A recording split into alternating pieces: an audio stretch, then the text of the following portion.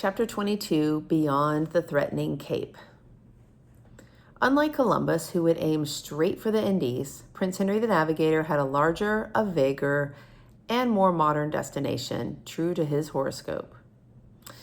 The noble spirit of this prince, the admiring reporter Gomez Yanez de Zarura explained, was ever urging him both to begin and to carry out very great deeds. He had also a wish to know the land that lay beyond the Isles of Canary and the cape called Bojador, for that up to his time, neither by writings nor by the memory of man, was known with any certainty the nature of the land beyond that cape. It seemed to him that if he or some other lord did not endeavor to gain that knowledge, no mariners or merchants would ever dare to attempt it, for it is clear that none of them ever trouble themselves to sail to a place where there is not a sure and certain hope of profit. We have no evidence that Prince Henry had in mind the specific purpose of opening a seaway around Africa to India. What beckoned him was the unknown, which lay west and southwest into the Sea of Darkness and southward along the uncharted coast of Africa. The Atlantic islands, the Azores, 1/3 of the way across the Atlantic Ocean, the Madeiras, and the Canaries had probably been discovered by Genoese sailors in the mid-14th century. Prince Henry's efforts in that direction were less an enterprise of discovery than of colonization and development. But when his people landed in Madeira means wood, in 1420 and set about clearing the thick woods, they set a fire that raged for 7 years. Although they never planned it that way, the potash left from the consumed wood would prove a perfect fertilizer for vineyards of the Malmsey grapes imported from Crete to replace those forests. The justly famous Madeira wine was the lasting product. Yet, as his stars foretold, Prince Henry was by nature and by preference not a colonizer but a discoverer. When we look at a modern map of Africa, we look long and need a magnifying glass before we can find Cape Bojador, Portuguese for bulging cape, on the west coast, just south of the Canary Islands. Some 1,000 miles north of the continent's westward bulge, we see the tiny bump on the coastal outline, a bulge so slight that it is almost imperceptible on maps of the full continent. The sandy barrier there is so low that it can be seen only when one comes close, where there are treacherous reefs and unmanageable currents.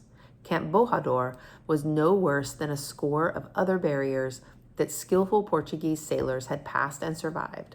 But this particular Cape Bojador they had made their ne plus ultra. You dare not go beyond. When we see the enormous risky promontories, the Cape of Good Hope or Cape Horn, that European seafarers would manage to round within the next century, we must recognize Bojador as something quite else.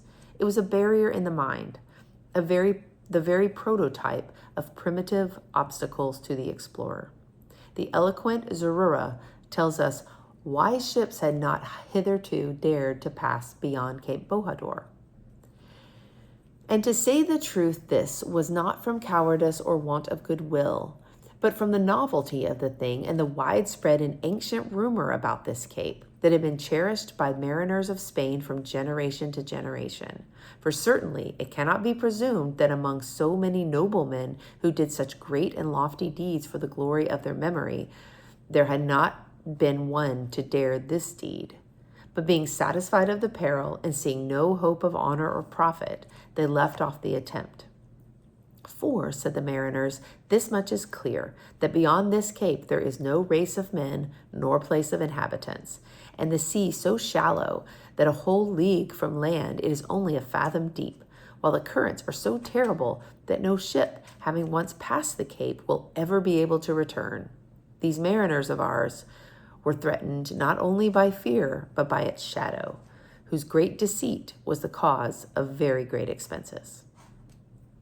At home in Sagres, Prince Henry knew that he could not conquer the physical barrier unless he first conquered the barrier of fear. He would never reach farther into the unknown unless he could persuade his seamen to go beyond Camp Bojador. Between 1424 and 1434, Prince Henry sent out 15 expeditions to round the inconsequential but threatening Cape. Each returned with some excuse for not going where none had gone before. At the legendary Cape, the sea bounced with cascades of ominous red sands that crumbled from the overhanging cliffs, while shoals of sardines swimming in the shallows roiled the waters between whirlpools. There was no sign of life along the desert coast. Was this not the very image of the world's end? When Gil Innes reported back to Prince Henry in 1433 that Cape Bojador was in fact impassable, the prince was not satisfied. Would his Portuguese pilots be as timid as those Mediterranean or Flemish sailors who plied only the familiar ways? Surely this Gil Innes, a squire whom he knew well in his own household, was made of bolder stuff. The prince sent him back in 1434 with renewed promise of reward for yet another try.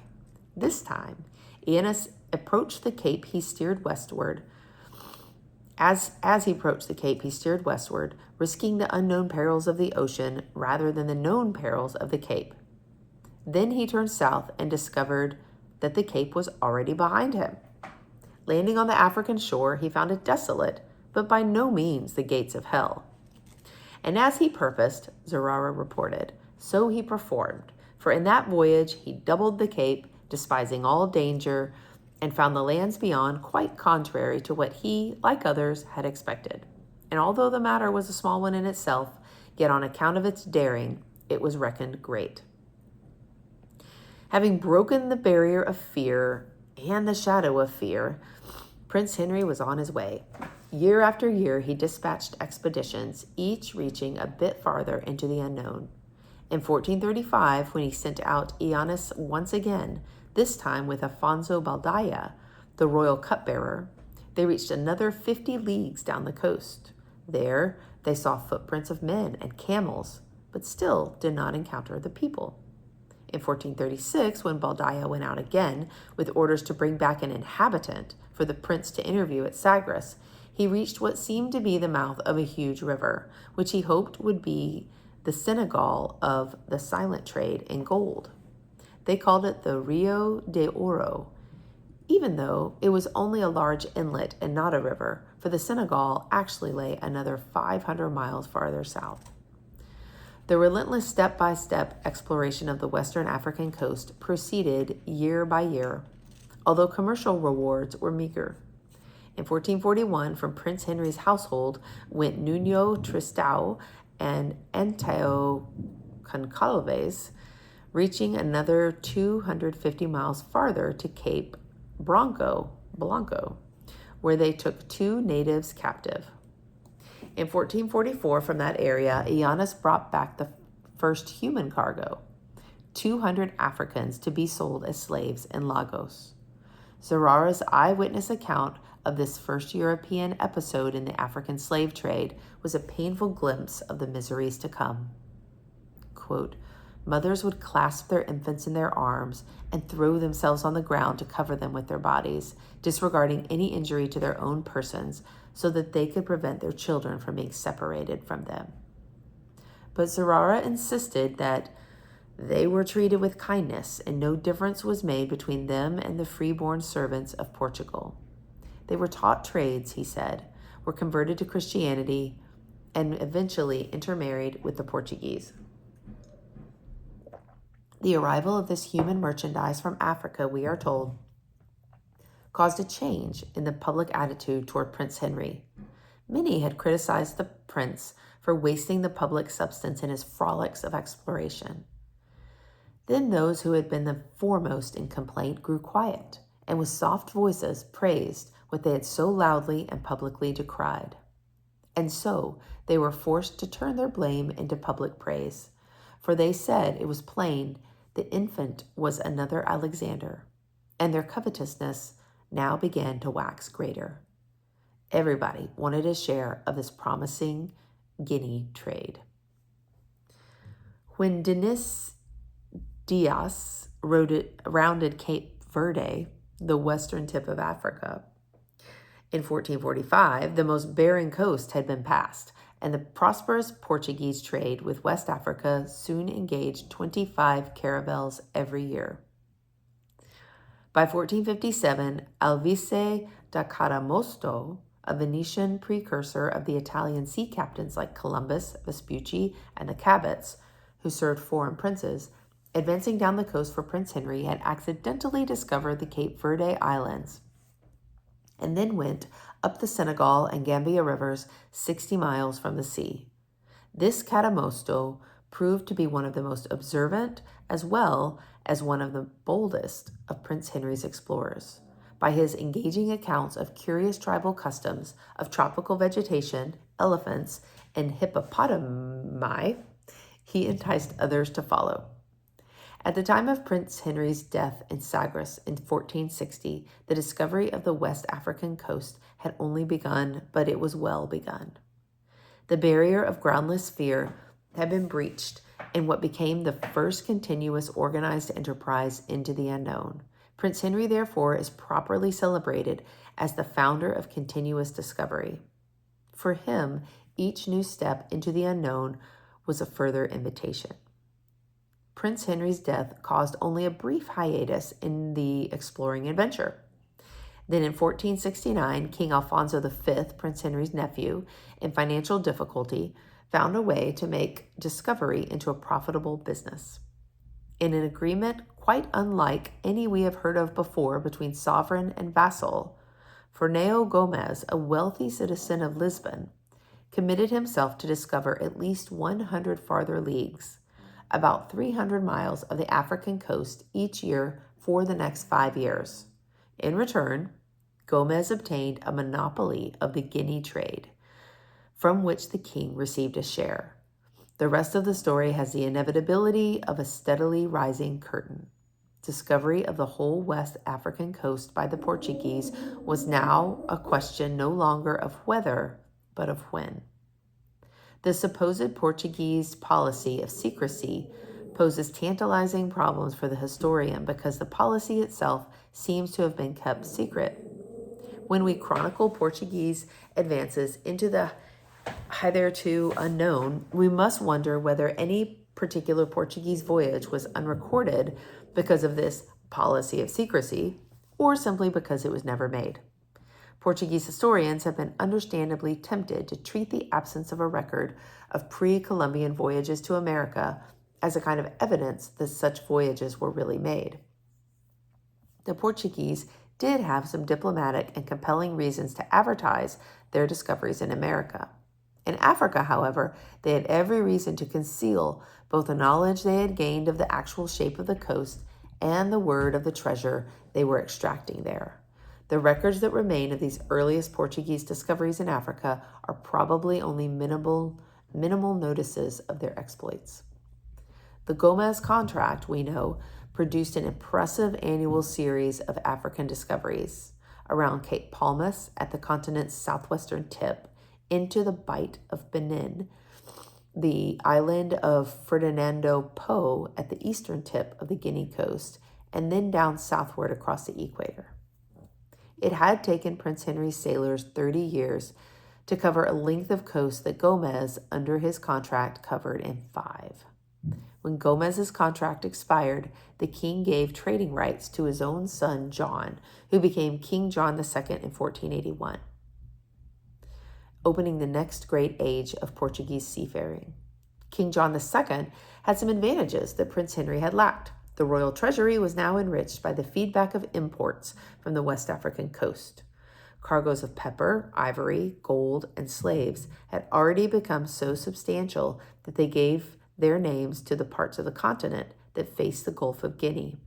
For centuries, these would be called the Grain Coast.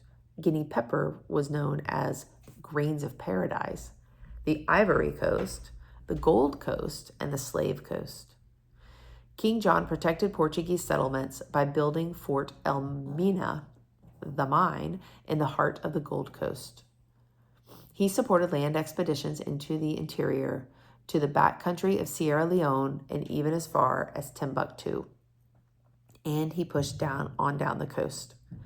As we have noted, when mariners advanced below the equator, they could no longer see the North Star, and so had to find another way to determine their latitude. To solve this problem, King John, like Prince Henry, collected experts from everywhere, and he set up a commission headed by two learned Jewish astrologer mathematicians, a Portuguese dividend from the persecutions across the border in Spain. In 1492, when the Spanish Inquisitor General Torquemada gave Jews 3 months to convert to Christianity or leave the country, the brilliant Abraham Zacuto left the University of Salamanca and was welcomed to Portugal by King John II. Zacuto's disciple at Salamanca, Joseph Vizinho, had already accepted the king's invitation 10 years before, and in 1485 had been sent out on a voyage to develop and apply the technique of determining latitude by the height of the sun at midday. He was to accomplish this by recording the declination of the sun along the whole Guinea coast.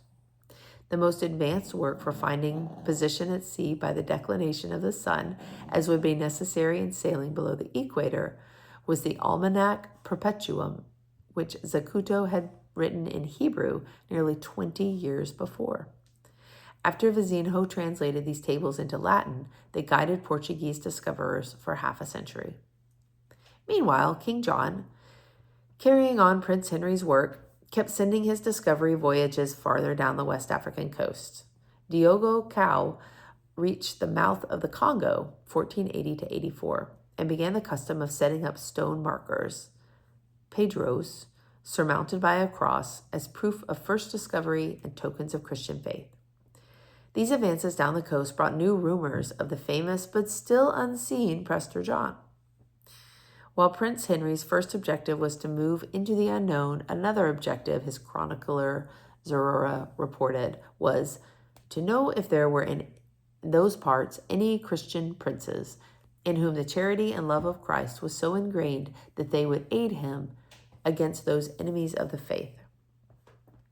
This conjectural potential ally must have been Prester John, whose letter, as we have seen, had been circulating in Europe for 2 centuries.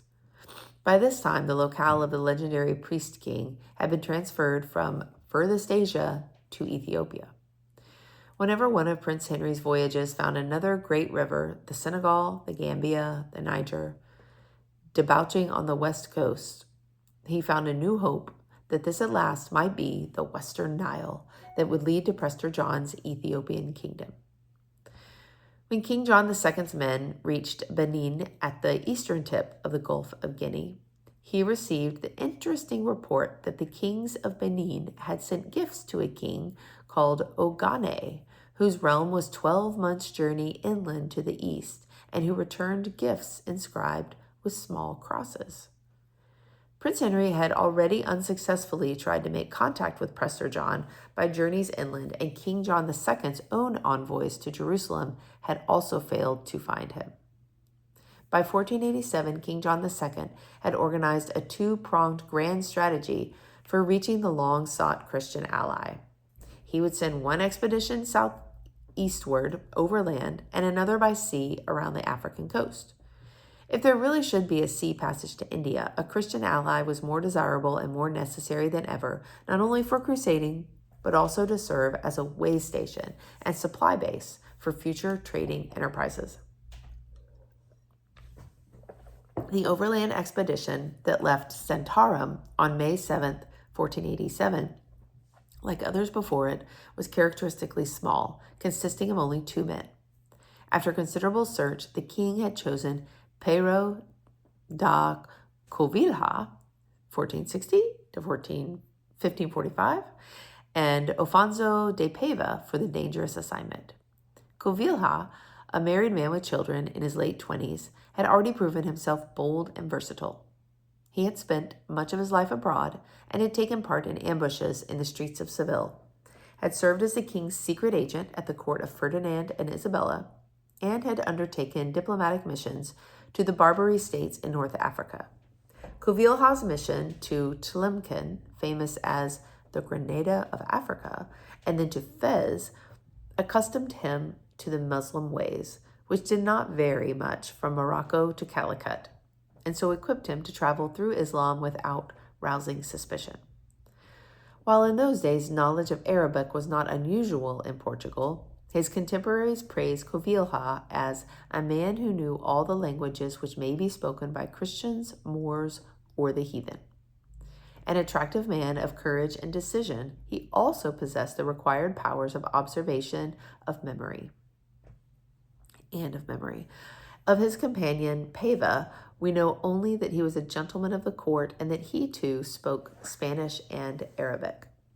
Covilhã and Paiva had an audience with the king and were then briefed by the king's chaplain, his physicians, and his geographers in a session shrouded in secrecy.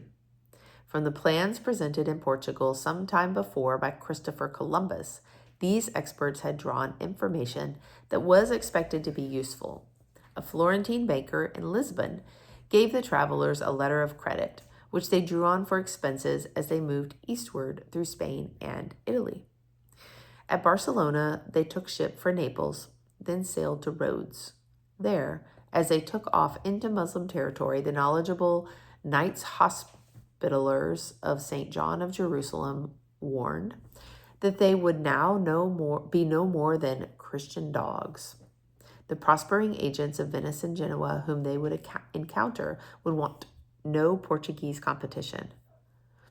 There they were urged, therefore, to dress and act the part of Muslim merchants, ostensibly dealing in a cargo of honey. In this guise, they reached Alexandria, where they both nearly died of fever, then on to Cairo and Aden at the mouth of the Red Sea. There they separated. Paiva was to make his way directly to Ethiopia and Prester John, while Covilhã would go on to India. Paiva disappeared. But Covilhã finally reached Calicut and Goa on the southwestern shores of India, where he witnessed the prosperous trade in Arabian horses, spices, fine cottons, and precious stones. In February 1489, Covilhã took ship westward to Ormuz at the entrance to the Persian Gulf, then to the East African port of Sofala, opposite Madagascar, and back north to Cairo. Having completed his mission of assessing the European trade with India, he was eager to return home. But there in Cairo, he encountered two Jewish emissaries from King John II, who carry a letter instructing Covilhã, if he had not already done so, to proceed at once to the realm of Prester John to collect information and promote an alliance.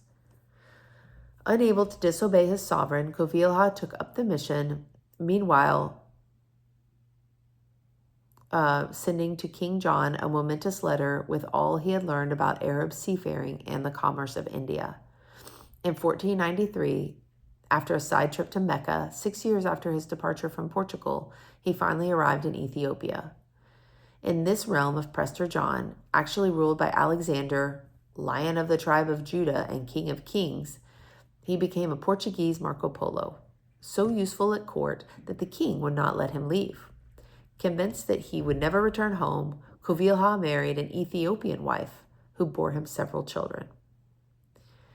Meanwhile, Covilhã's letter, which has not survived and which is known only secondhand, would have a powerful influence on the future of Portugal and of Asia, for it appears to have informed King John II, from reports Covilhã had heard on the African coast, that the king's caravels, which carried on trade in Guinea, navigating from land to land and seeking the coast of this island, Madagascar, and of Sofala, could easily penetrate into these eastern seas and come to make the coast of